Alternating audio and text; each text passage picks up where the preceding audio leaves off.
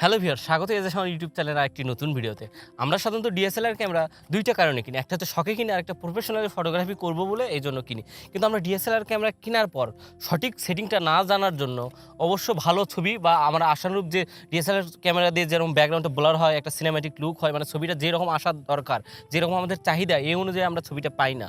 আর আজকের ভিডিওতে মূলত ডিএসএলআরের দুই তিনটা সেটিংস বলবো। আমরা ধরেন একটা বাড়ি যদি করি, এই বাড়ির কিন্তু একটা পিলারের উপর দাঁড় করে এই বাড়িটা নির্মাণ হয়। সেরকম ডিএসএলআর ক্যামেরা মূলত আমরা ফটোগ্রাফি যা করি এটা হচ্ছে একটা পিলারের মতো কাজ করে বা তিনটা সেটিংসের উপর। এই তিনটা হচ্ছে, একটা হচ্ছে শাটার স্পিড, একটা আইএসও, আর একটা হচ্ছে আপনার অ্যাপারচার। এই তিনটা মিলেই আমরা এক্সপোজার কম্পোজিশন, মানে ছবিটা কেমন লাইট হবে, ছবিটার কোয়ালিটি কেমন হবে, এটার উপর ডিপেন্ড করে আমরা মূলত ফটোগ্রাফি করি। মোটামুটি এই তিনটে সেটিংস যদি আপনারা আয়ত্ত করতে পারেন বা শিখতে পারেন, তাহলে ফটোগ্রাফির মোটামুটি 50% জিনিস, আমরা 50 থেকে 60% জিনিস আপনারা শিখে ফেলেছেন। মোটামুটি আইএসও কন্ট্রোল, তারপর শাটার স্পিড এবং অ্যাপারচার নিয়ে আজকের ভিডিওতে আপনাদের বিস্তারিত তথ্য দেব। যারা নতুন ক্যামেরা কিনেছেন তারা হয়তো ক্যামেরা সম্পর্কে কোনো কিছু জানেন না, তারা এই ভিডিওটি না টেনে একদম শুরু থেকে শেষ পর্যন্ত দেখবেন।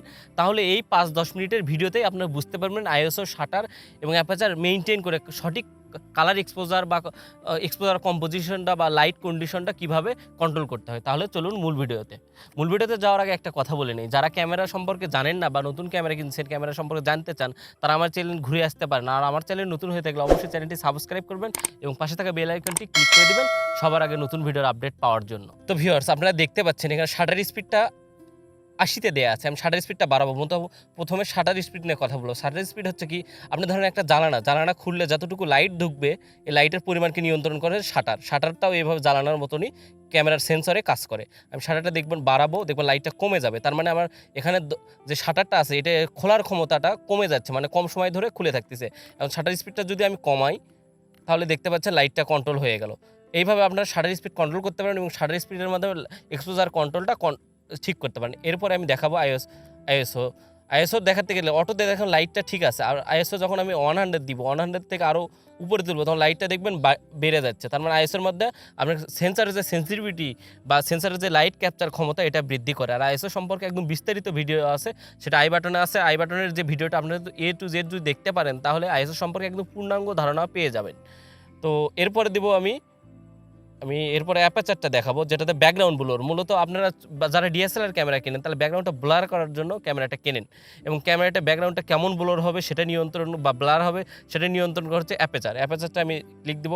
অ্যাপারচারটা আমি দেখবো, দেখেন অ্যাপারচারটা আমি যত বাড়াচ্ছি ব্যাকগ্রাউন্ডটা তত ক্লিয়ার হয়ে যাচ্ছে। তার মানে ব্যাকগ্রাউন্ডটা ব্লার হচ্ছে না। আর যত অ্যাপারচার ভ্যালুটা কমাবো, ধরেন 1.8, 1.2, দেখেন ব্যাকগ্রাউন্ডটা সুন্দরভাবে ব্লার হচ্ছে। এই ব্যাকগ্রাউন্ডটা ব্লার করার জন্য আপনার ব্যাকগ্রাউন্ডটা আপনার নিয়ন্ত্রণ করার জন্য, ধরেন সিঙ্গেল পোর্ট্রেট ছবি উঠাবেন বা একজনের সিনেম্যাটিক ছবি উঠাবেন, তখন আমরা ব্যাকগ্রাউন্ডটার অ্যাপারচার ভ্যালু, আপনার বিশেষ করে প্রাইম লেন্স যদি থাকে 1.8-এ দিবেন, আর যদি কিট লেন্স থাকে 3.5-এ দিয়ে ছবি তোলার চেষ্টা করবেন।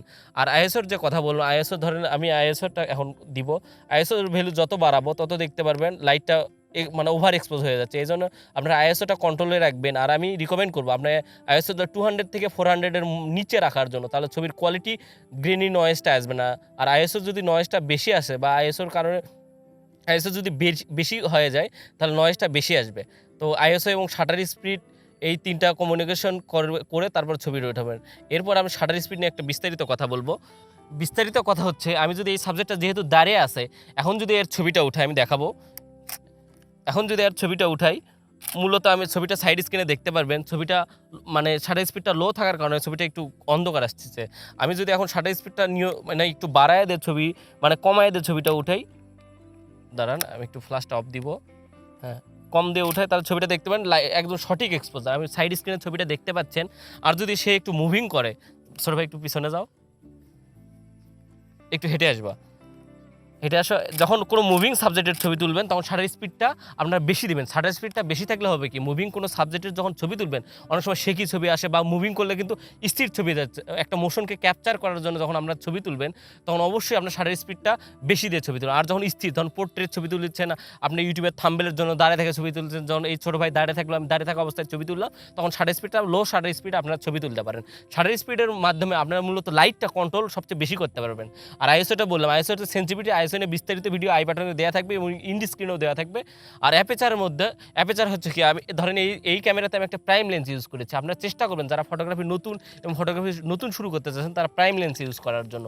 আর প্রাইম লেন্সের হয় কি, আপনার অ্যাপারচারটা খুব কম থাকে, মানে 1.8 থাকে, এই জন্য ব্যাকগ্রাউন্ডটা অত্যন্ত সুন্দর ব্লোর পাবেন এবং ব্যাকগ্রাউন্ডটা ভালো পাবেন। তো শাটার স্পিড, অ্যাপারচার এবং আইএসও নিয়ে বিস্তারিত আপনাদের জানালাম। তো আপনারা সেটিংটা হয়তো বুঝতে পেরেছেন, আমি কম সময়ের মধ্যে বুঝাইছি, এইটুকু ধারণাতে আপনারা বুঝতে পারবেন। শাটার স্পিড, লাইটটা কন্ট্রোল করতে পারবেন, অ্যাপারচারের মাধ্যমে ব্যাকগ্রাউন্ডটা ব্লার কতটুকু চাবেন এটা করতে পারবেন। আর আইএসওর মধ্যে আপনার লো লাইট, ধরুন এখন লাইটটা আমি এখন মোটামুটি 6টা বাজে, মানে সূর্য নাই, অন্ধকার দেখা যাচ্ছে, আপনি ভিডিওতে দেখতে পাচ্ছেন হয়তো বা। এই সময় যদি ছবি তোলেন বা একটু নেট লাইটে ছবি তোলেন বা নাইট ফটোগ্রাফি, তখন আইএসওর মধ্যে কন্ট্রোল করতে পারবেন। আইএসওটা আমি বলবো 400-এর উপরে কখনোই যাবেন না, তো গ্রেনিটা বা নয়েজটা আসবে, তখন ছবির মান কিন্তু খারাপ হয়ে যায়। এই জন্য মূলত আপনারা আইএসওটা 100-এ রাখার চেষ্টা করবেন এবং আপনারা যে অ্যাপেচার এবং হচ্ছে শাটার স্পিড এই দুইটা কন্ট্রোল করে আপনার সঠিক এক্সপোজারটা কন্ট্রোল করে ছবিটা তুলতে পারেন। তো আজকের ভিডিও এই পর্যন্ত। আশা করি ভিডিওটি আপনাদের কাছে ভালো লেগেছে। যদি ভালো লেগে থাকে অবশ্যই ভিডিওটি লাইক করবেন, আর আমার চ্যানেল নতুন হয়ে থাকে অবশ্যই চ্যানেলটি সাবস্ক্রাইব করবেন। আপনাদের কমেন্ট করে জানাবেন আপনাদের বিশেষ মতামত। আমি এই চ্যানেলে ডিএসএলআর ক্যামেরা সম্পর্কে এবং ক্যামেরা সেটিং সম্পর্কে সব ধরনের ভিডিও নিয়ে এসেছি। আপনারা চাইলে প্লে বাটন থেকে দেখে আসতে পারেন, প্লে লিস্টে আমার সব ধরনের ভিডিও আছে, বা চ্যানেলেও যেয়ে ঘুরে আসতে পারেন। তো সবাই ভালো থাকবেন, সুস্থ থাকবেন। আজকের ভিডিও এই পর্যন্তই।